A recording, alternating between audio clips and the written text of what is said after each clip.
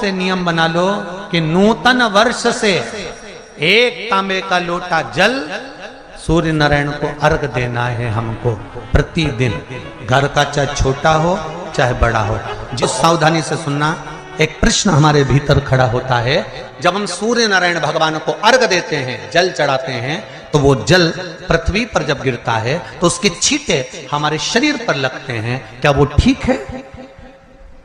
क्या वो श्रेष्ठ है? तो शिव महापुराण की कथा कहती है, जब हम सूर्य को अर्घ देते हैं, सूर्य को जल चढ़ाते हैं, वो पानी जब पृथ्वी पर गिरता है, उसके छींटे हमारे शरीर पर लगते हैं, तो वो श्रेष्ठता का भाव निर्मित करते हैं। वो गलत नहीं हो सकता। कारण अब वो भी समझ लीजिए।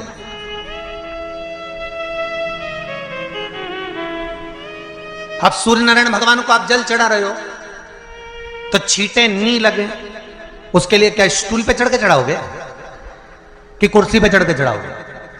अरे बोलो तो सही। अब कई लोगों के दिमाग में यह बात भरा गई कि हम भगवान को जल चढ़ाते हैं, वो हमारे शरीर में छींटे लगते हैं, जमीन पे से पानी गिरता है, वो हमारे शरीर को छींटे लगते हैं, भगवान को अच्छा नहीं लगता होगा। कौन ने कहा? पहले तो उसको पकड़ के ला। मेरे राम जी महाराज, मेरे भगवान कृष्ण, बड़े बड़े संत, साधु, सन्यासी, तपस्वी, साधक, उपासक जितने भी हुए, जिन्होंने सूर्य की आराधना करी, इन्होंने टेबल पे चढ़कर या कुर्सी पे चढ़कर जल नहीं चढ़ाया। इन्होंने पृथ्वी पर खड़े होकर ही, क्योंकि पृथ्वी तत्व के देव हैं शिव। जब हम मृत्यु लोक पर खड़े होकर, पृथ्वी पर खड़े होकर भगवान शंकर का भाग पृथ्वी तत्व को धारण कर कर जल को हाथ में लेकर जब समर्पित करते हैं, और जो जल नीचे गिरता है वो शरीर पर अगर लगता है तो हमको उसका आशीर्वाद ही प्राप्त होता है, दोष नहीं लगता। पर लोगों ने इसको विपरीत कर दिया। कि कौन ने विपरीत करा? कई लोगों ने इसको विपरीत कर दिया। कौन ने विपरीत करा? तो जो दूसरे धर्म के लोग होते हैं, जिनको हिंदू धर्म से नफरत होती है और जो हिंदू धर्म की पूजन, सेवा, अर्चना को समाप्त करना चाहते हैं, वो धीरे धीरे धीरे धीरे कहने लगे कि सूर्य को जल चढ़ाओगे तो शरीर में लगेगा, शरीर में लगेगा तो दोष लगेगा। इसको कह कहकर घर घर में सूर्य को जल चढ़ाना लोगों ने बंद कर दिया कि आप जल चढ़ाएंगे तो दोष लगेगा, शरीर पे छींटा लगेगा, शरीर को ऐसा लगेगा। ये दोष नहीं है। कितनी सुंदर बात है महाराज। सूर्य नारायण भगवान को जब जल चढ़ाया जाता है, हाथ सिर से 8 इंच की दूरी पर होना चाहिए। जम के बोलिए, सिर से कितना ऊंचा होना चाहिए? 8 इंच ऊपर अपना हाथ होना चाहिए मस्तक से सूर्य को जल चढ़ाते समय। और न चांदी का, न स्टील का, न लोहे का, न प्लास्टिक का, न कांच का, न सोने का कोई बर्तन, न कांसे का, न एल्युमिनियम का, न पीतल का, केवल एक पात्र होना चाहिए, वो है तांबे का। काय का पात्र होना चाहिए? तांबे का पात्र। और सूर्य नारायण भगवान को जब 8 इंच ऊपर तुम्हारा हस्त है, और जब हम सूर्य को जल चढ़ा रहे हैं, कैसे जल चढ़ाना है वो भी समझ लीजिए। अगर कोई कैंसर का मरीज है, जिसके चेस्ट में कैंसर आ गया हो, लेफ्ट में, राइट में कहीं पर कैंसर आ गया हो, या कोई गठान आ गई हो, तो महाराज आप जल चढ़ाते समय उस जल की धार को सूर्य भगवान को जब चढ़ा रहे हो तो धार आपकी गठान की ओर जाना चाहिए, जिससे सूर्य की किरण उस जल में से आपके उस स्थान पर पड़े, उस जगह पर पड़े जहां पर गठान है। महाराज आप लगातार जल तो चढ़ाना चालू करो, अच्छे अच्छे डॉक्टर फेल हो जाएंगे और कह देंगे गठन ठीक हो गई।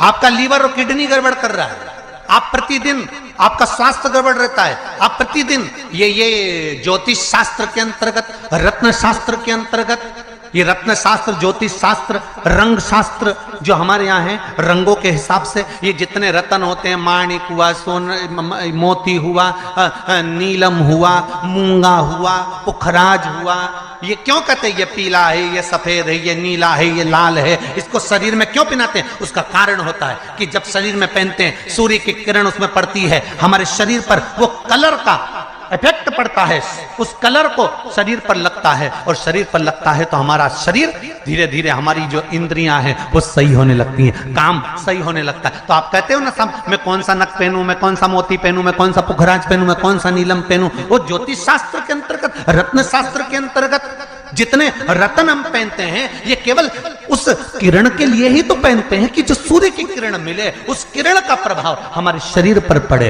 तो इन सबसे अच्छा है कि सुबह शंकर भगवान का नाम लो, तांबा का लोटा में जल भरो, 8 इंच ऊपर सिर से हाथ होना चाहिए, और सूर्य नारायण भगवान का दर्शन साधारण नहीं, जो जल तुम चढ़ा रहे हो वो जल की जो धार आ रही है उसमें सूर्य का दर्शन होना चाहिए, तो कैंसर की बीमारी कभी नहीं हो सकती। लीवर, किडनी, हार्ट, आपके हार्ट में अगर तकलीफ है, डॉक्टर ने कह दिया कि इसमें नस चोक है, आपको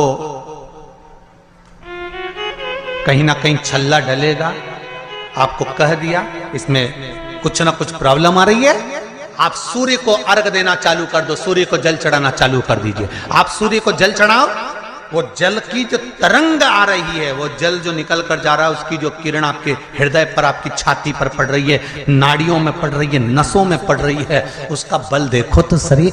1 महीना लगातार चढ़ाओ तो 15 दिन 20 दिन कर तो देखो। क्यों राम जी महाराज जल चढ़ाते थे, क्यों भगवान कृष्ण जल चढ़ाते थे सूर्य को, क्यों दशरथ जी महाराज जल चढ़ाते थे, क्यों कश्यप ऋषि जल चढ़ाते थे सूर्य को, सारे 33 कोटि देवता, सारे ऋषिवर, साधु संत सन्यासी तपस्वी साधक उपासक सब भगवान सूर्य को अर्घ दिया करते थे। क्यों देते थे, किस लिए? सूर्य नारायण भगवान को जल चढ़ाते समय आपके पंजों की एड़ी ऊंची नहीं होना चाहिए, ध्यान दीजिएगा मेरा।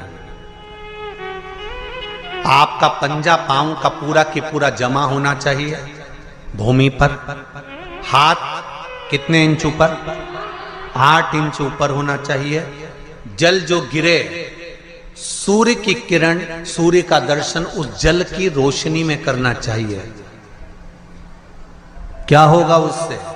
जिस बच्चे को आंख में चश्मा लगा हो, मोटे से मोटा चश्मा लगा हो, छूट नहीं रहा हो, तो थोड़े दिन उसको सूर्य का अर्घ चढ़वाना चालू कर दो, और जल में से सूर्य का दर्शन कराना चालू कर दो। सूर्य का दर्शन जल में से 2 महीना 2.5 महीना बहुत है, आंख की रोशनी बढ़ जाएगी, चश्मा हट जाएगा। आप कर देखिए। अब एक प्रश्न और खड़ा होता है सूर्य को अर्घ देने का। गुरुजी, पंचदेव पंचायत में सूर्य नारायण भगवान शंकर की पंचायत में हैं, सूर्य नारायण को हम फ्लैट में रहते हैं, हम फ्लैट के अंदर रहते हैं, तो हम फ्लैट में रहते हैं, हमारे यहाँ अगर छज्जा नहीं है, हमारे यहाँ जगह नहीं है, तो हम सूर्य को अर्घ कैसे दें? तो महाराज खिड़की तो होगी, अगर घर में फ्लैट में पानी ढुलेगा और आप लोग नहीं समेट सकते तो एक बाल्टी रख लो, एक पात्र रख लो, पर सूर्य नारायण भगवान को अर्घ देकर रोशनी शरीर पर पड़ना चाहिए। जिंदगी में कभी कोई बड़ी बीमारी नहीं आ सकती। कितने लोग देते हैं सूर्य को अर्घ? जरा हाथ उठाओ। बहुत बढ़िया, बहुत जोरदार। पुरुष लोग भी देते हैं ना, चाहे बच्चे से बच्चा, बच्चों के हाथ में भी 1 लोटा पानी पकड़ाओ। घर में छोटे बच्चे हो ना, उनको तांबे का लोटा दो, पानी दो, जा बाहर खड़े हो जा, 1 लोटा पानी चढ़ा के आ। पहले दिन आप स्वयं बच्चे के साथ बाहर खड़ी हो, ओटले पर, घर के बाहर खड़ी हो, छत पे खड़ी हो या घर के बाहर खड़ी हो, और बच्चे से कह लो चढ़ाओ बेटा, देखो ऐसा हाथ 8 इंच ऊपर करिए, तांबे का लोटा लेकर पानी धीरे धीरे डोलना है, जैसे वो स्लो मोशन के सीन नहीं होते नाटक में, ये एकदम धीरे धीरे धीरे, बस नहीं तो मालूम पड़े छोरा छोरी एक साथ उंडेल के अंदर नहीं। जल चढ़ाते समय उस पानी में से सूर्य की किरण पड़ना चाहिए, सूर्य की किरण। एक बात और कहना चाहूंगा, अगर आप लोग स्वीकार करेंगे तो, अगर कहीं आपको लगता हो कि बच्चा पढ़ने में कमजोर है, विद्या में कमजोर है, रिजल्ट अच्छा नहीं आ रहा, पढ़ने में कमजोर है, वो पढ़े, अपनी जगह पढ़े, वो कार्य करे, अपनी जगह करे, मेहनत करे, अपनी जगह करे। बच्चों को कह दो कि कुछ समय के लिए सूर्य को अर्घ देना चालू कर। सूर्य की किरण जहां पर ब्राह्मण या हिंदू धर्म का व्यक्ति मस्तक पर तिलक लगाता है, भुकुटियों के बीच में उस सूर्य की किरण इस भुकुटी के बीच पड़ना चाहिए, परंतु पानी कम से कम ना करते हुए स्लो मोशन में धीरे धीरे गिरना चाहिए, एकदम धीरे धीरे। तो यहां एक रेखा सूर्य की किरण से पड़ती है। जैसे सूर्य नारायण भगवान को स्टील के लोटे से या चांदी के लोटे से या पीतल के लोटे से या प्लास्टिक के लोटे से या कांच के बर्तन से जल चढ़ाने से आयु छिन्न होती है। क्या समाप्त होती है? आयु। और सूर्य नारायण भगवान को अगर तांबे के लोटे से जल दिया जाता है तो आयु की वृद्धि होती है, और दिन भर में अगर कोई काम अटकने वाला है तो वो काम का रास्ता खुल जाता है और शरीर की बीमारी समाप्त हो जाती है। शरीर की बीमारी समाप्त हो जाती है। अंतिम क्षण तक जब मौत तुम्हारे दरवाजे पर आए, तुम्हारी उम्र जब पूरी हो, तब तक भी तुम बीमार नहीं पड़ो। उसके लिए एक काम चालू कर दो कि नए साल से हमें तांबे के लोटे में पानी भरना है, सिर से 8 इंच ऊपर रखना है, सूर्य को अर्घ देना है, और जो पानी नीचे गिरेगा उस पानी में से सूर्य का दर्शन करना है। वो पानी जब हमारे शरीर के इस हृदय रेखा के सम्मुख से, इस कपाल रेखा के बीच में से मध्य से उस पानी की धार जब सूर्य की किरण देगा तो हमारे शरीर में कोई बड़ी बीमारी, ना कैंसर, ना लीवर, ना किडनी, कोई अटैक पटैक आ ही नहीं सकती। मेरा बच्चों से भी निवेदन है कि आप अपने पापा से कहो, आप अपनी मम्मी से कहो, और बड़ों से निवेदन है वो अपने बच्चों से कहो। बुजुर्ग माताओं से निवेदन है, अगर आप अपने बच्चों को सुखी देखना चाहती हो, बीमारी में पैसा नहीं लगाना चाहती, आप अपने बच्चों को अंत समय अपनी आंखों से उसको तड़पता हुआ नहीं मरना देखना चाहती, तो सूर्य को अर्घ देना चालू कर दो। क्योंकि सूर्य की किरण जल के साथ जब इस शरीर पर पड़ती है तो शरीर में कोई बीमारी टिक ही नहीं सकती। ये श्रीमद् शिव महापुराण की कथा कह रही है। ये ज्योतिष शास्त्र कहता है, रंग शास्त्र कहता है। हमारे जितने ज्योतिष शास्त्र हैं, रंग शास्त्र हैं, नग बताते हैं, मोती बताते हैं, नीलम बताते हैं, पन्ना बताते हैं, ये सब क्या पहनाते हैं? रंग का क्यों पहनाते हैं? क्योंकि रंग का इफेक्ट इस शरीर पर पड़ता है। कपड़े कौन से कलर के पहन रहे, उसका इफेक्ट इस शरीर पर पड़ता है। उसी तरह 8 इंच ऊपर मस्तिष्क से तुम्हारा हाथ होना चाहिए, तांबे के कलश में जल होना चाहिए, और सूर्य को देखकर उस जल की धार में सूर्य को जल दीजिए। जिंदगी में बीमारी तुमको नहीं घेर सकती, और बीमार हो भी गए हो तो 15-20 दिन करके देखने में कुछ नहीं जाता। बाद में मत करना, श्योर वाला हमारा झूठ बोल रहा होगा, उसमें क्या दिक्कत?